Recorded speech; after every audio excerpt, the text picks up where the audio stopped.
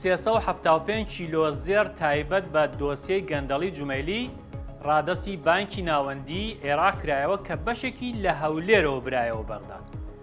ئاوا بڕوە بەخوا ئەمساڵ هەرە بێ خەریکی هەواڵی زێڕ و پارە دزراوەکان و سوزان دۆسیەی گەندەڵی عەدنان جومەیلی بین.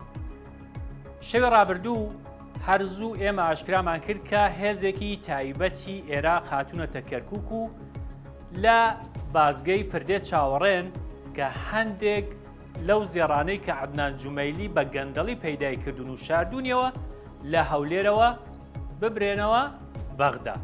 کەمێک پێش ئێستا دەسەڵاتی دادوەری عێراق ئاشکرای کرد کە بە هەماهەنگی لەگەڵ حکوومەتی هەرێمی کوردستان 375 کیلۆ زێر تایبەت بە دۆسیەی گەندەڵی عەدنان جومەیلی بریکاری وەزارەتی نەوت دەستی بەسەر داگیراوە و گەڕەندراوەتەوە بانکی ناوەندی.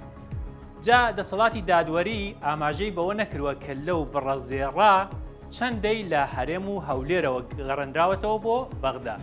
تەنیا وتوێتی کە لە دۆسیەیەکدا دەست بەسەر 17 کیلۆ زێر داگیراوە و تاوەکو ئەمڕۆ هەموو ئەو زێڕەی کە تایبەتە بە دۆسیەی گەندەڵی جومەیلی گەیشتووەتە 375 کیلۆ.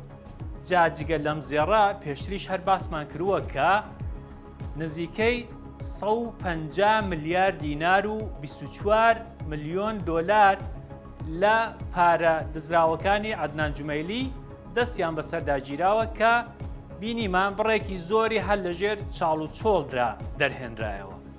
ئێستا توانین بڵێن کە تا ئێستا نەوتی عێراق وەک سامانی گشتی لەژێر زەوی دەرهێنراوە و ڕەوانەی دەرەوە کراوە لەبری ئەوە پارەی گەندەڵی چوەتەوە ژێر زەوی.